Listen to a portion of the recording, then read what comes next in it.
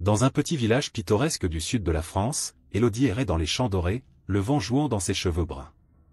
Les fleurs sauvages dansaient autour d'elle, et le chant des oiseaux créait une mélodie apaisante. Elle avait toujours trouvé refuge dans la nature, loin des préoccupations du monde des adultes. Chaque jour, elle s'évadait dans ses rêves, imaginant des aventures lointaines et des horizons inexplorés. Mais aujourd'hui, un sentiment de malaise l'envahissait. Pourquoi est-ce que je me sens si différente aujourd'hui, pensa-t-elle en s'asseyant sur une pierre plate, observant les nuages qui glissaient lentement dans le ciel bleu. Elle avait l'impression que quelque chose de lourd planait au-dessus d'elle, une ombre inéluctable qu'elle ne pouvait pas comprendre. Élodie se leva finalement et retourna au village. Elle emprunta le sentier bordé d'arbres, ses pensées tourbillonnant autour d'elle. En arrivant chez elle, elle trouva la porte entr'ouverte, ce qui était inhabituel. Son père, Luc, était généralement à l'heure, s'occupant de son travail de fermier. Elle poussa la porte et entra, l'odeur familière du pain frais et du café l'accueillant. « Papa » appela-t-elle, sa voix résonnant dans le silence étrange de la maison. Pas de réponse. Élodie se dirigea vers la cuisine et trouva son père assis à la table, la tête dans les mains. Son visage était marqué par une fatigue et une inquiétude qu'elle n'avait jamais vues auparavant. Elle ressentit une boule dans son estomac. « Qu'est-ce qui se passe » demanda-t-elle, s'approchant doucement. Luc leva les yeux, et Élodie fut frappée par l'expression de détresse sur son visage. « Élodie, il faut que je te parle. » Elle s'installa en face de lui, son cœur battant plus vite. « De quoi s'agit-il ? » J'ai des dettes.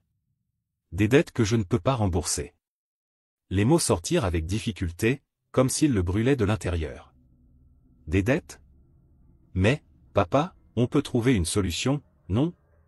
Sa voix tremblait, l'angoisse se mêlant à l'incompréhension. Luc secoua la tête, un sourire amer flottant sur ses lèvres. Ce n'est pas si simple, Élodie. J'ai fait des choses dont je ne suis pas fier. Qu'est-ce que tu veux dire par là, insista-t-elle, son inquiétude grandissant. J'ai fait un accord avec un homme très puissant. Il a accepté de m'aider, mais en retour. Sa voix se brisa, et il détourna le regard. En retour ? Qu'est-ce que tu as promis ? Élodie sentit une terreur grandissante. Luc se redressa, et son regard se fit plus sérieux. J'ai promis de te donner à lui. Les mots tombèrent comme une pierre dans l'eau, provoquant des ondulations d'horreur dans l'esprit d'Élodie. Quoi ? Non, ce n'est pas possible, s'exclama-t-elle, se levant de la table. Tu ne peux pas faire ça, papa. Je ne suis pas un objet à vendre.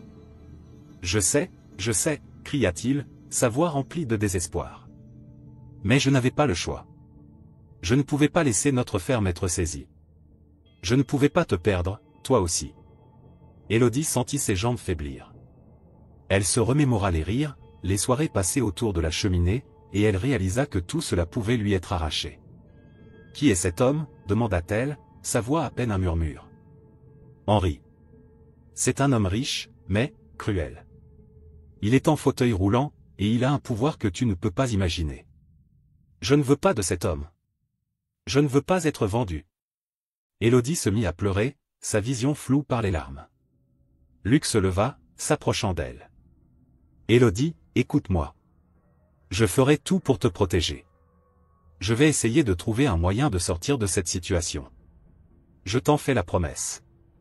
Comment peux-tu me promettre cela alors que tu viens de me trahir ?»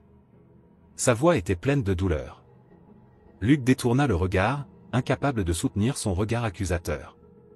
Élodie s'éloigna, son cœur lourd d'un mélange de colère et de tristesse. Elle se sentait trahie, abandonnée par celui qu'elle avait toujours admiré. La nuit tomba lentement sur le village, enveloppant la maison d'un silence oppressant.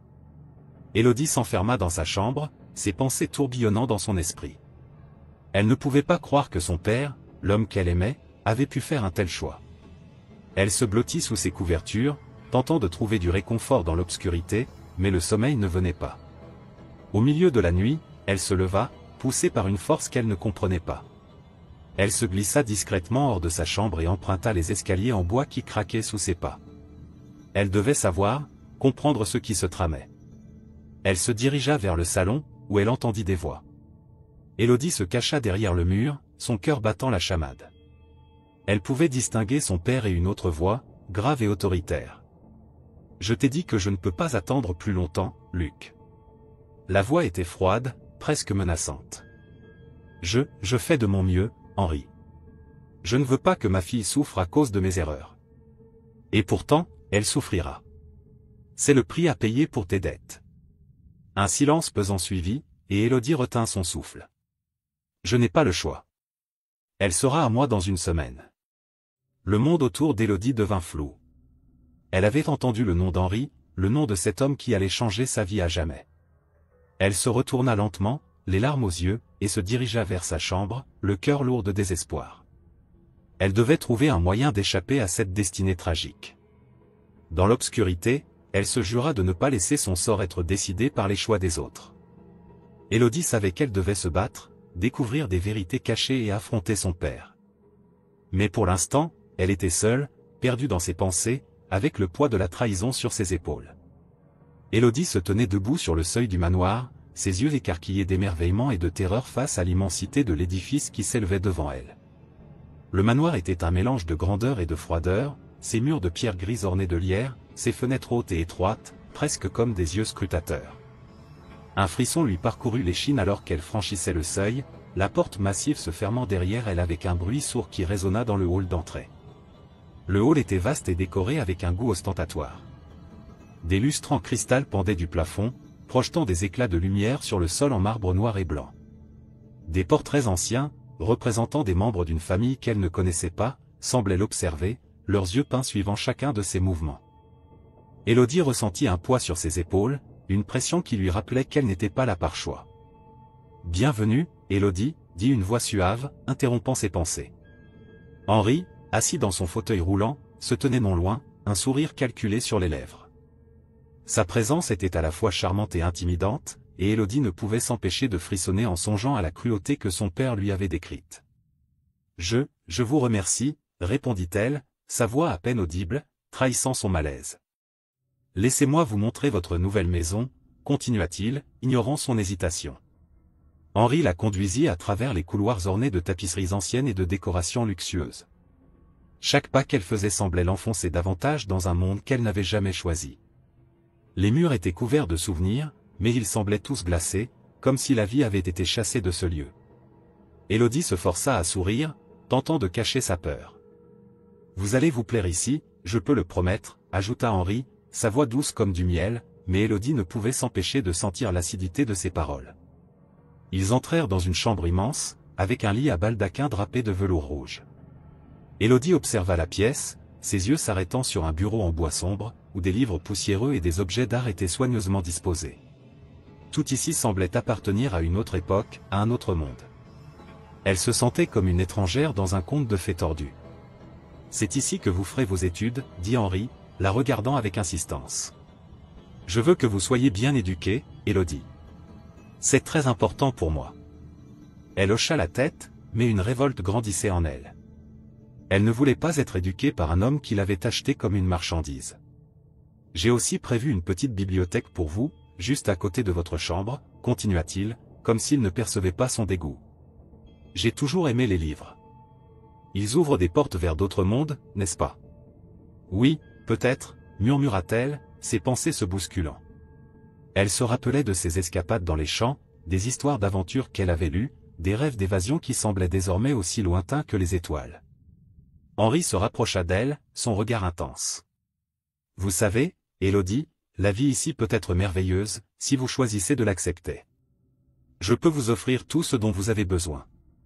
Mais il est essentiel que vous compreniez votre position ici. » Elle déglutit, sentant une colère sourde monter en elle. « Ma position ?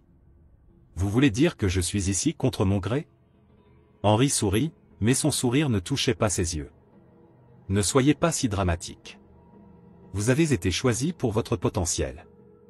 Je ne ferai rien que vous ne voudriez pas, tant que vous restez en ligne. » Élodie se détourna, son cœur battant la chamade. Elle avait besoin de temps pour comprendre cet endroit, pour élaborer un plan.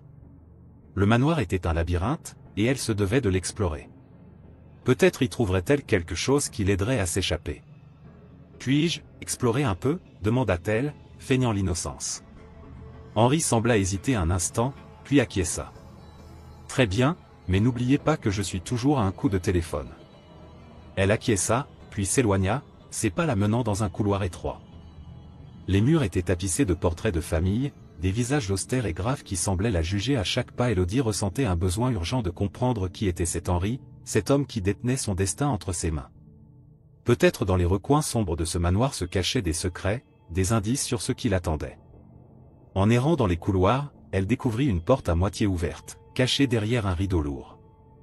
Curieuse, elle l'ouvrit doucement, découvrant une pièce poussiéreuse, remplie de vieux livres et de papier jauni.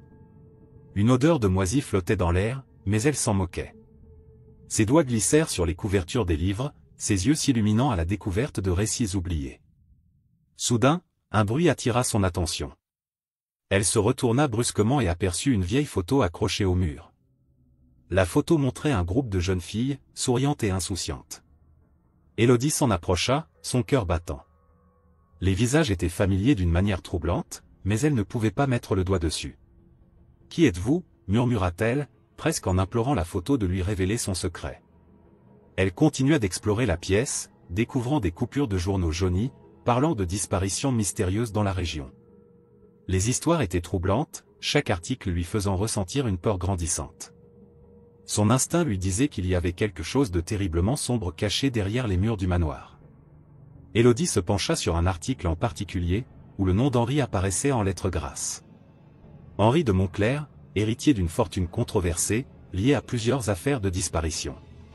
Ses mains tremblèrent alors qu'elle réalisait l'ampleur de la situation. Henri n'était pas seulement un homme riche, il était un tyran, un homme dont le passé était entaché de sang et de secrets. La peur se transforma en détermination. Élodie savait qu'elle ne pouvait pas rester passive, qu'elle devait agir. Elle se retourna brusquement, prête à quitter la pièce, mais un bruit la fit sursauter.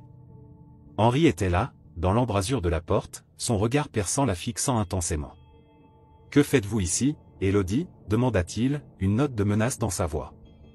Elle se redressa, son cœur battant à tout rompre. « Je cherchais des livres. »« Vous n'avez pas besoin de fouiller dans les vieilleries, » répondit-il, un sourire glacial sur les lèvres. « Tout ce dont vous avez besoin est à votre disposition. » Élodie sentit son estomac se nouer. Elle savait qu'elle devait être prudente. Henri ne serait pas un homme à sous-estimer. Elle lui offrit un sourire terne. « Oui, bien sûr. Je vais retourner dans ma chambre. » Elle le dépassa, son cœur battant, mais elle savait maintenant qu'elle avait un but. Elle devait découvrir la vérité sur Henri et son passé.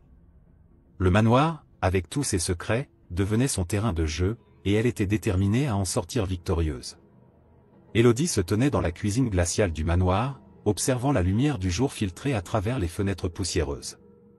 Le bruit des couverts résonnait dans l'air lourd de silence, et l'odeur des plats cuisinés par les autres servantes parvenait à ses narines, mais elle n'avait pas faim. Elle se perdait dans ses pensées, réfléchissant à la trahison de son père et aux promesses brisées. C'est alors qu'une silhouette familière apparut dans l'embrasure de la porte. « Élodie, tu es là » s'exclama Camille, une jeune servante à l'allure frêle mais déterminée. Ses cheveux châtains étaient tirés en un chignon désordonné, et elle portait un tablier taché de farine. « Je pensais t'avoir perdu dans ce manoir. » Élodie se tourna vers elle, un léger sourire se dessinant sur son visage. « Je suis juste ici, Camille. Je m'habitue à cet endroit, bien que je ne sois pas encore sûr de vouloir y rester. » Camille s'approcha et s'installa à côté d'Élodie. « Si seulement tu savais tout ce que j'ai entendu sur Henri. Il est bien plus dangereux que tu ne le penses. » Élodie arqua un sourcil, intriguée. « Qu'est-ce que tu veux dire ? » « Il a un tempérament difficile. Les autres servantes murmurent des choses. Parfois, il se met dans une colère noire, et personne ne sait vraiment ce qui peut arriver. J'ai vu des filles quitter le manoir, mais je ne les ai jamais revues. » Camille baissa la voix, comme si elle craignait d'être entendue. « Je crois qu'il a des secrets sombres. » Élodie frissonna à l'idée. « Tu penses qu'il pourrait me faire du mal ?» Camille hocha la tête, son expression grave. « Je ne sais pas, mais il n'est pas homme à faire preuve de clémence. Il te considère comme sa propriété maintenant.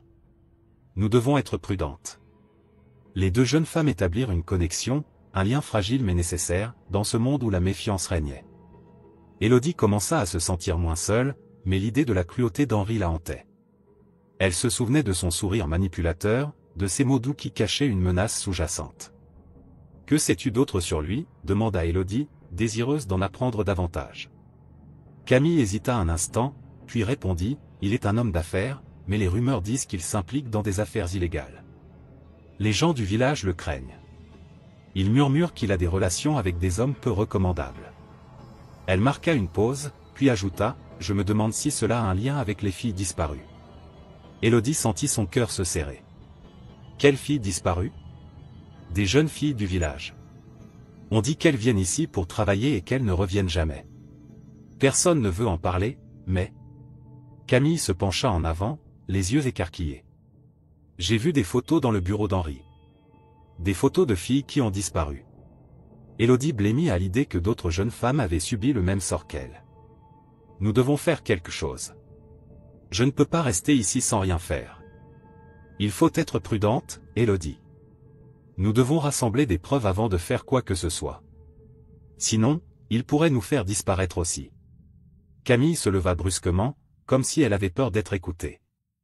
Viens, je vais te montrer le bureau d'Henri. Nous pourrions trouver quelque chose d'utile. Élodie suivit Camille à travers le manoir, son cœur battant à tout rompre. Chaque pas la rapprochait de la vérité, mais aussi du danger. Elles arrivèrent à une porte en bois massif, ornée de détails dorés. Camille jeta un coup d'œil par la fente de la porte avant de l'ouvrir lentement. Le bureau était sombre, rempli de livres poussiéreux et de dossiers éparpillés. Élodie se mit à fouiller, ses mains tremblantes d'excitation et de peur. Elle ouvrit un tiroir et trouva des documents jaunis. Des contrats, des échanges d'argent. « Camille, regarde ça !» s'exclama-t-elle en montrant un document. Ce sont des accords financiers, mais ils semblent étranges. « Qu'est-ce qui te fait dire ça ?» demanda Camille en s'approchant. « Il y a des noms ici, et des montants. Je crois que c'est filles. » Élodie ne put finir sa phrase, une peur glaciale lui serrant la gorge.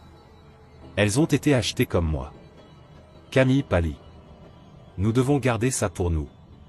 Si Henri découvre que nous fouillons ici, il nous fera payer cher. » Élodie hocha la tête, réalisant la gravité de leur situation. « D'accord, mais nous devons trouver d'autres preuves. Quelque chose qui prouve qu'il est impliqué dans des affaires illégales. » Elles continuèrent à fouiller, et Élodie trouva un autre tiroir rempli de coupures de journaux. Les titres parlaient de disparitions mystérieuses dans la région. « Camille, regarde ça. » Élodie feuilleta rapidement les pages. Toutes ces filles, elles ont disparu dans des circonstances étranges. C'est inquiétant, Élodie. Nous devons faire attention. Camille jeta un coup d'œil nerveux vers la porte. Si nous sommes surpris ici. Juste à ce moment-là, un bruit de roue se fit entendre dans le couloir. Élodie et Camille échangèrent un regard paniqué. Henri approchait. Elles se précipitèrent pour ranger les documents et fermer le tiroir, mais la peur les paralysait. « Cache-toi » murmura Camille, se glissant derrière un grand meuble. Élodie n'eut pas le temps de protester et se cacha à ses côtés, retenant son souffle. La porte s'ouvrit lentement, et Henri entra, ses yeux glissant sur la pièce. Il semblait préoccupé, son visage pâle trahissant une agitation intérieure. « Qu'est-ce qui ne va pas ?» murmura-t-il pour lui-même, en se dirigeant vers son bureau. Élodie sentit son cœur battre à tout rompre, craignant qu'il ne découvre leur présence. Henri feuilleta quelques papiers, son regard se posant sur une lettre qu'il tenait dans ses mains. Élodie, pétrifiée, observa chaque mouvement, consciente que leur sort dépendait de sa décision. « Pourquoi ces filles disparaissent-elles » se demanda-t-il à voix haute, comme s'il parlait à l'air. « Je dois garder tout cela sous contrôle. » Puis, il se mit à écrire, son visage concentré. Élodie savait qu'elle devait agir rapidement. « Élodie, » murmura Camille, « il faut qu'on sorte d'ici. » Elles attendirent quelques instants, puis Henri quitta la pièce, fermant la porte derrière lui. Élodie et Camille échangèrent un regard soulagé mais inquiet. Elles avaient découvert des informations précieuses, mais le danger était plus proche que jamais. Élodie savait qu'elle devait continuer à chercher des preuves, mais elle se rendait compte que chaque pas vers la vérité les rapprochait également de la menace qu'Henri représentait. « Nous devons être plus discrètes » murmura Élodie. « Il ne faut pas qu'ils découvrent nos intentions. »« Je suis d'accord » répondit Camille, son regard déterminé. « Mais nous ne pouvons pas abandonner. Nous devons nous battre pour notre liberté. » Élodie acquiesça, sentant une nouvelle force émaner de leur alliance. Elle n'était pas seule dans cette lutte. Et ensemble, elles pouvaient affronter les ténèbres qui les entouraient. Élodie se tenait dans le grand hall du manoir, ses pensées tourbillonnant comme les feuilles d'automne à l'extérieur. Le parquet, brillant sous les lustres scintillants, contrastait avec l'obscurité qui l'envahissait à l'intérieur. Elle venait d'apprendre que son père, Luc, allait lui rendre visite ce soir. Son cœur battait la chamade à l'idée de le confronter, de lui demander pourquoi il l'avait trahi si cruellement. Le bruit des roues du fauteuil roulant d'Henri résonnait dans le couloir, et Élodie se força à prendre une grande respiration. Elle devait rester forte. Lorsqu'elle entendit frapper à la porte, elle se redressa, prête à affronter son destin. Luc entra, son visage marqué par l'angoisse et la fatigue. Élodie lui lança un regard accusateur. « Pourquoi, papa ? Pourquoi m'as-tu laissé ici ?» demanda-t-elle, sa voix tremblante de colère et de douleur. Luc baissa les yeux, évitant son regard. « Élodie, tu ne comprends pas. J'étais désespéré. Je n'avais pas le choix. »« Pas le choix ?» s'écria-t-elle, la rage montant en elle. « Tu m'as vendu comme un animal. Comment as-tu pu faire cela ? C'était pour rembourser mes dettes. Je pensais que tu serais en sécurité ici, que cela te donnerait une meilleure vie, répondit-il, sa voix se brisant sous le poids de la culpabilité. Élodie secoua la tête, ses larmes menaçant de couler. Une meilleure vie ? Tu es un monstre, papa. Henri est un homme cruel. Je ne suis pas en sécurité ici. Luc se redressa, ses yeux s'illuminant d'une lueur de colère. Ne parle pas de lui comme ça. Il m'a aidé. Tu n'as pas idée de ce que j'ai dû faire pour te garder en vie. Tu ne sais pas ce que c'est que d'être ici, murmura-t-elle, se retenant de lui balancer tout son ressentiment. Tu ne sais pas ce que j'endure chaque jour. Un silence pesant s'installa entre eux. Luc semblait hésiter, comme s'il voulait dire quelque chose, mais les mots restaient bloqués dans sa gorge. Élodie se détourna, incapable de le regarder. Elle se sentait trahie, abandonnée. La colère et la tristesse se mêlaient en elle, formant un tourbillon de désespoir. « Élodie, je t'aime », finit-il par dire, mais elle ne pouvait pas croire ses paroles. « L'amour ne fait pas ça », répliqua-t-elle, sa voix s'élevant à nouveau. « L'amour ne vend pas sa propre fille à un homme qui l'exploite. » Luc se mordit la lèvre, un soupçon de honte traversant son regard. « Je suis désolé. Je regrette. Je pensais que c'était le meilleur choix. Le meilleur choix. » Élodie ne pouvait plus se contenir. « Tu as détruit ma vie. Je vais m'échapper de cet endroit, même si je dois le faire seul. » Luc se leva, ses mains tremblantes. « Tu ne comprends pas. Henri ne te laissera pas partir. Il a des moyens de te retrouver. Alors je dois être plus maligne que lui, déclara-t-elle avec détermination. Je ne resterai pas ici, pas un jour de plus. » Luc ouvrit la bouche pour protester, mais Élodie était déjà tournée, s'éloignant de lui. Elle avait besoin de planifier son évasion, de se concentrer sur la liberté qu'elle souhaitait ardemment. Camille, la servante, était devenue une alliée précieuse, et Élodie savait qu'elle pouvait lui faire confiance. La nuit se fit plus sombre, mais Élodie se sentait plus forte. Elle rejoignit Camille dans la cuisine, où l'odeur du pain chaud flottait dans l'air. Camille, une femme d'une quarantaine d'années avec des yeux doux et compréhensifs, était en train de nettoyer. « Élodie, comment ça s'est passé ?» demanda Camille, levant les yeux de son travail. « Il m'a trahi, comme je le pensais, » répondit Élodie, sa voix plus calme maintenant. « Mais je suis déterminée à m'échapper. » Camille posa son torchon, s'approchant d'Élodie. « Tu sais que c'est dangereux. Henri ne va pas te laisser partir si facilement. »« Je le sais, mais je dois essayer. J'ai besoin de ton aide. »« Tu sais comment fonctionne la sécurité ici, n'est-ce pas ?» demanda Élodie, l'espoir luttant contre la peur qui l'envahissait. « Oui, je peux t'aider. Henri a des gardes qui font des rondes, mais il y a des moments où ils sont distraits. Si tu veux vraiment partir, nous devons planifier cela minutieusement, » expliqua Camille, « sont-on sérieux ?» Élodie acquiesça, sentant une vague de gratitude pour la servante. « Merci, Camille. Je ne sais pas ce que je ferais sans toi. Ne t'inquiète pas, ma chérie. Nous allons trouver un moyen. Tu es forte, et je crois en toi, » dit Camille, plaçant une main réconfortante sur l'épaule d'Élodie. Elles passèrent les heures suivantes à élaborer un plan. Camille lui expliqua les horaires des rondes des gardes, les points d'entrée et de sortie du manoir, ainsi que les moments où Henri était le plus occupé. Élodie prit des notes mentalement, son cœur battant à tout rompre à l'idée de quitter ce lieu maudit. Cependant, alors qu'elle parlait, une ombre tomba sur le couloir. Élodie se tourna brusquement, ses yeux s'écarquillant alors qu'elle réalisait qu'Henri était là, dans l'ombre, l'observant. « Que faites-vous, mesdames » demanda-t-il d'une voix glaciale, un sourire narquois sur les lèvres. Élodie sentit son cœur s'arrêter. « Rien du tout, Henri, juste en train de discuter » balbutia-t-elle, tentant de masquer son inquiétude. Henri s'approcha, ses yeux perçants scrutant Élodie. « Je sais que vous complotez quelque chose. Vous pensez vraiment que je ne le saurais pas ?» Ces mots étaient chargés de menaces, et Élodie se sentait piégée.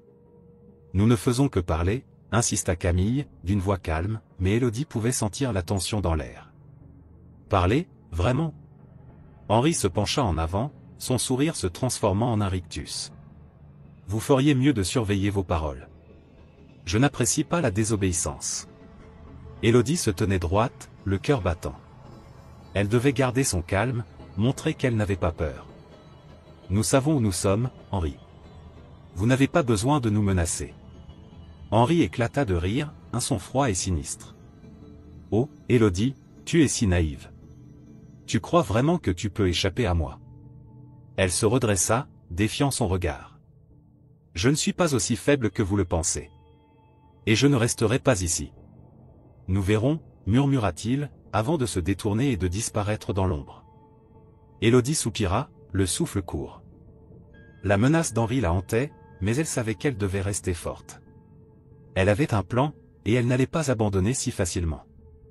La nuit avançait, mais l'espoir brillait en elle comme une étoile scintillante dans l'obscurité. Élodie se tenait dans le grand hall du manoir, le cœur battant à tout rompre. La lumière tamisée des lustres dorés se reflétait sur les murs ornés de tableaux anciens, et elle pouvait sentir la tension dans l'air. Élodie se tenait dans le grand hall du manoir, ses pensées tourbillonnant comme les feuilles d'automne à l'extérieur. Le parquet, brillant sous les lustres scintillants, contrastait avec l'obscurité qui l'envahissait à l'intérieur. Elle venait d'apprendre que son père, Luc, allait lui rendre visite ce soir. Son cœur battait la chamade à l'idée de le confronter, de lui demander pourquoi il l'avait trahi si cruellement. Le bruit des roues du fauteuil roulant d'Henri résonnait dans le couloir, et Élodie se força à prendre une grande respiration. Elle devait rester forte. Lorsqu'elle entendit frapper à la porte, elle se redressa, prête à affronter son destin.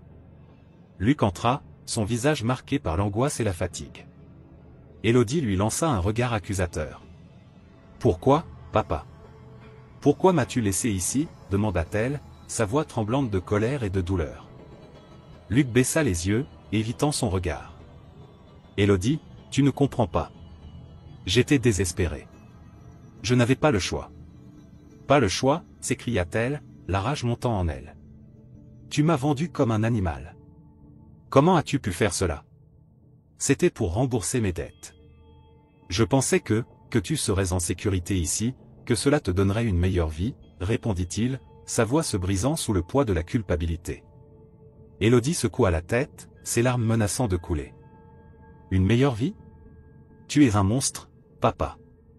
Henri est un homme cruel. Je ne suis pas en sécurité ici. » Luc se redressa, ses yeux s'illuminant d'une lueur de colère. « Ne parle pas de lui comme ça. Il m'a aidé. Tu n'as pas idée de ce que j'ai dû faire pour te garder en vie. Tu ne sais pas ce que c'est que d'être ici, » murmura-t-elle, se retenant de lui balancer tout son ressentiment.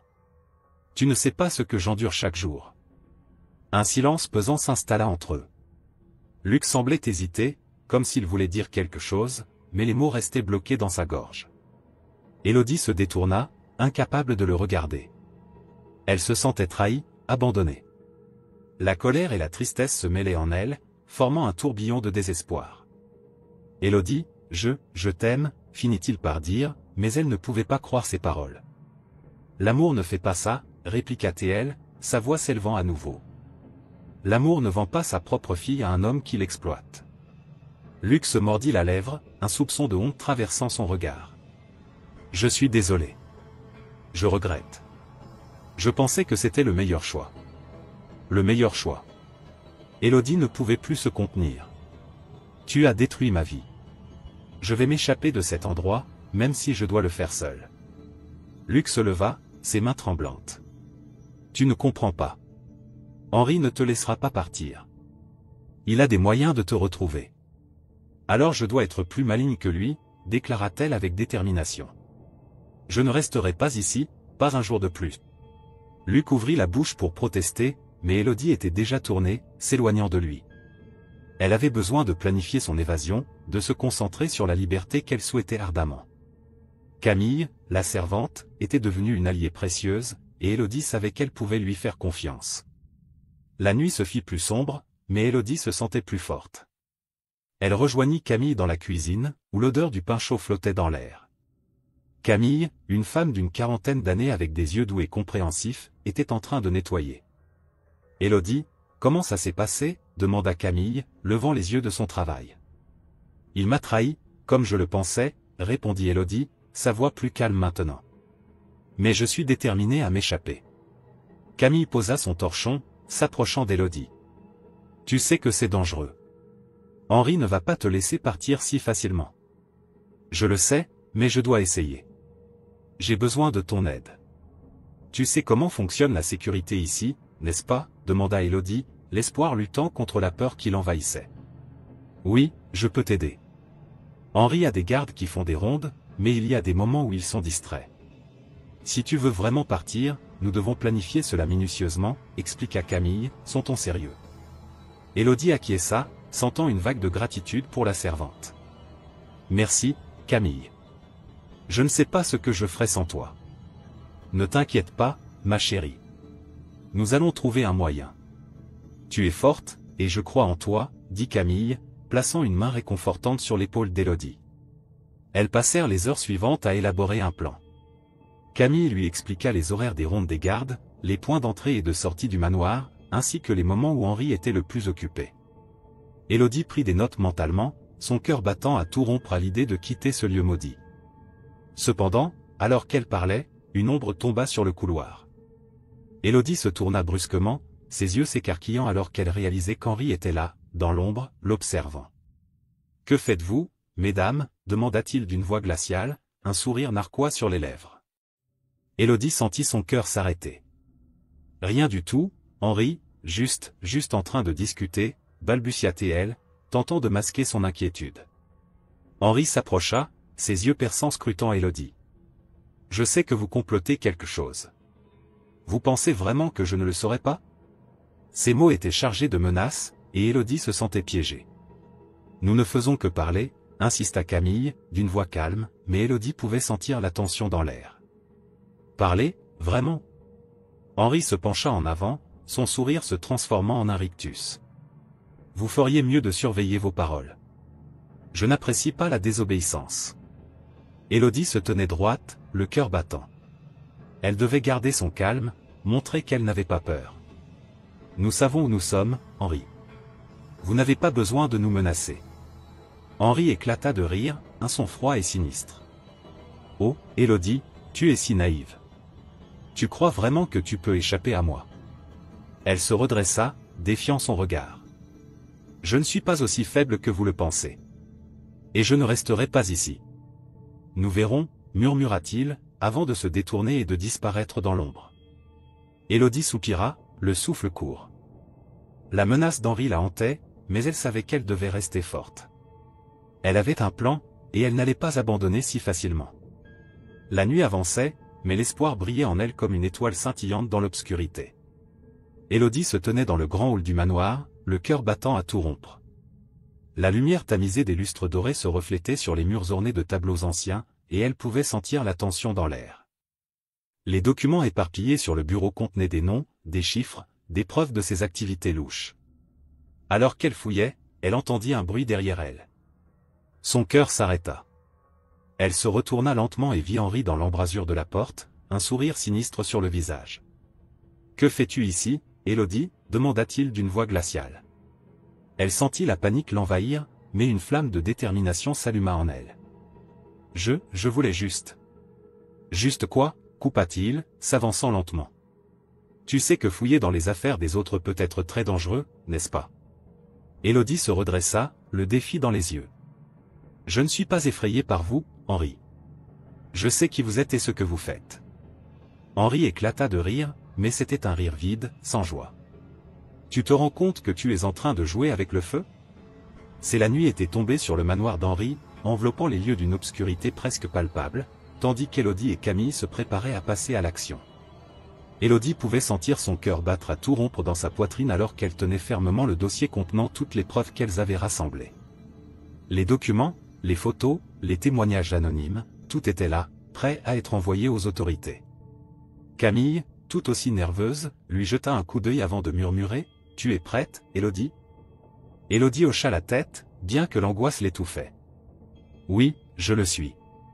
Nous devons juste trouver un moyen d'envoyer ça sans être vus. » Elles se glissèrent hors de la chambre d'Élodie, la lumière des chandeliers dans le couloir projetant des ombres dansantes sur les murs. Élodie se remémora chaque détail des plans de sécurité qu'elle avait appris grâce à Camille. Elle devait atteindre la salle des communications, où un vieux téléphone pouvait encore être utilisé pour passer un appel discret. C'était leur seule chance. Mais alors qu'elle s'approchait de la porte menant à la salle, un grincement de roue se fit entendre. Élodie blêmit. « Henri. » Elle se tourna vers Camille, ses yeux écarquillés de peur. « Vite, cache-toi derrière ce rideau, » chuchota-t-elle. Elles se dissimulèrent, retenant leur souffle alors qu'Henri entra dans le couloir, son fauteuil roulant sans bruit sur le sol en marbre. Il avançait lentement, l'air sombre, comme s'il sentait que quelque chose n'allait pas. Élodie se maudissait d'avoir été si imprudente. Ces filles, elles pensent qu'elles peuvent me tromper.